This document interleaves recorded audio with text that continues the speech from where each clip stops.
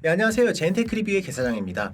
오늘은 좀 가성비 게이밍 노트북에 대해서 얘기를 해볼까 싶어요. 요즘은 굳이 노트북을 게임 용도가 아니더라도 어느 정도 고스펙의 노트북을 원하는 분들이 많이 늘어난 것 같더라고요. 근데 그런 분들이 처음부터 200만 원이 넘는 고가의 제품을 구매하기 좀 부담스러우니까 그나마 가성비 구간이라고 할 수 있는 80에서 150만 원 사이의 게이밍 노트북을 한번 요약해서 안내해 드려보려고 해요. 꼭 노트북이 아니더라도 IT 기기를 구매할 때 두 가지 선택지가 있잖아요. 작년에 나온 모델을 조금 저렴하게 가져가거나 아니면 신형 모델을 조금 비교적 비싼 가격에 구매하거나. 현재 노트북 시장도 마찬가지긴 한데요.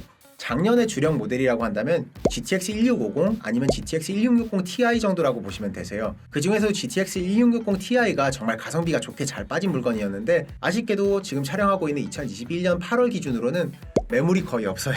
그래서 구매하기가 많이 힘드실 거라고 생각을 합니다. 그래서 이번 영상에서는 GTX 1650 모델하고 RTX 3050, RTX 3060 이렇게 세 가지 모델로 나눠서 말씀을 좀 드려볼 건데요. 각 그래픽 옵션에서의 게임 성능이 궁금하신 분들은 지금 표로 띄워드릴 테니까 그걸 참고해 주시면 될 것 같고, 간단하게 안내 드리자면 GTX 1650은 어지간한 게임 그냥 중상업 정도만 들어가도 괜찮다 라고 하시는 분들한테는 나름 가성비를 챙길 수 있는 스펙이라고 보시면 되고요.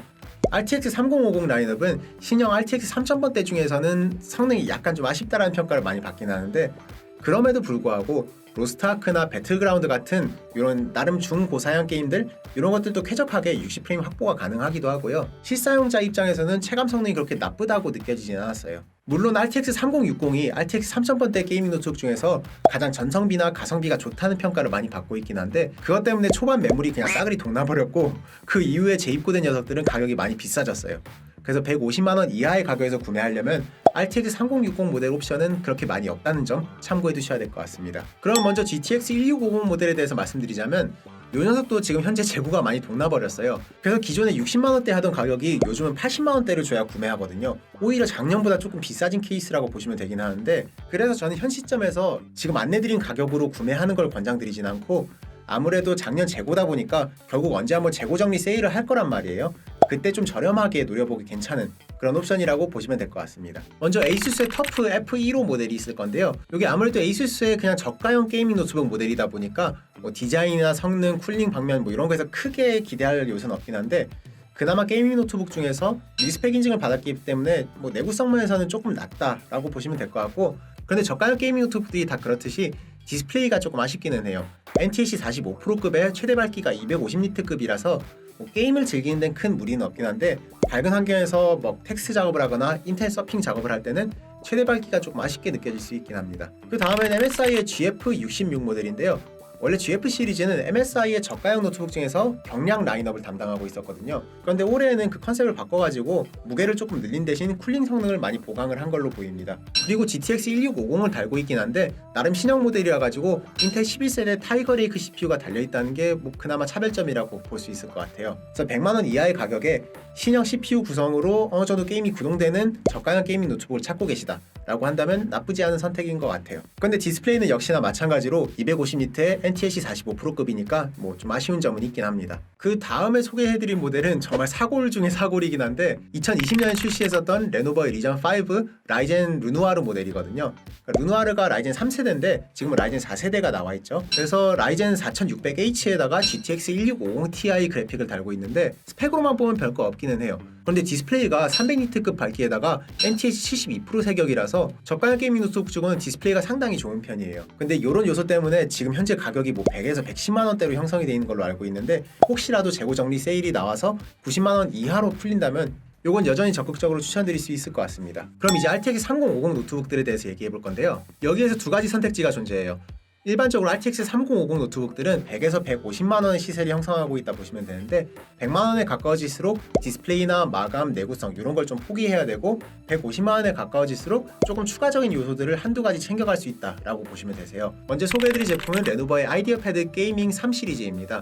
작년까지만 하더라도 레노버의 게이밍 3 시리즈는 리전 5의 가성비에 밀려서 상대적으로 좀 인기가 없었거든요. 그런데 올해에는 리전 5 시리즈 가격이 확 올라가면서 그나마 게이밍 3 시리즈로 가성비를 찾으려는 분들이 많이 보이는 것 같습니다. 스펙은 그냥 평범하게 라이젠 5 5600H의 RTX 3050 Ti 구성이긴 한데 디스플레이도 뭐 그냥 NTSC 45%급이기는 해요. 그런데 이런 무난한 구성으로 신형 하드웨어에다가 100만원 전후의 가격이면 현 시점에서는 가성비가 나쁘지 않다고 평가할 수 있을 것 같습니다. 에이서의 니트로 5도 게이밍 3하고 비슷한 컨셉이긴 한데 에이서의 가성비 라인업이거든요. 니트로5는 원래부터도 가성비가 좀 좋은 라인업으로 알려져 있긴 했어요. 올해에도 RTX 3050, 3060 모델이 나오긴 했는데 3050 모델 같은 경우는 가격이 방금 소개해드린 게이밍 3 모델보다 조금 더 비싸기는 해요.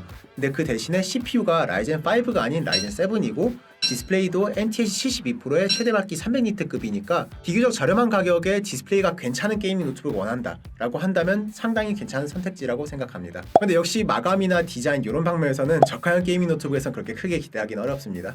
자, 그럼 그 다음은 HP의 파빌리온 게이밍 15 모델인데요. 파빌리온 게이밍도 HP의 가성비 게이밍 노트북 라인업이라고 보시면 되세요. 그러니까 게이밍 3하고 니트로 5하고 결이 비슷하다고 보시면 되긴 하는데 RTX 3050 Ti 모델의 출시 가격이 조금 비싼 편이긴 하거든요. 제가 알기로는 현재 120만원 정도 할 건데 이것도 가격이 조금 떨어지지 않을까 싶기는 해요. 100에서 110만원 정도로 떨어지면 상당히 매력적인 모델이라고 생각을 해요. 그나마 좀 차별점이 있다면 니트로 5하고 마찬가지로 디스플레이가 좋은 옵션이라는 거고, 그리고 디자인이 되게 차분하고 좀 사무적인 느낌이 나요. 그렇기 때문에 게임 용도보다는 스튜디오나 사무실을 사용할 수 있는 고성능 노트북 개념으로 가져가시는 게 더 좋지 않을까 싶습니다. 그리고 HP에서 새로 나온 게이밍 노트북 라인업인데 빅터스 16이라는 녀석이 있어요.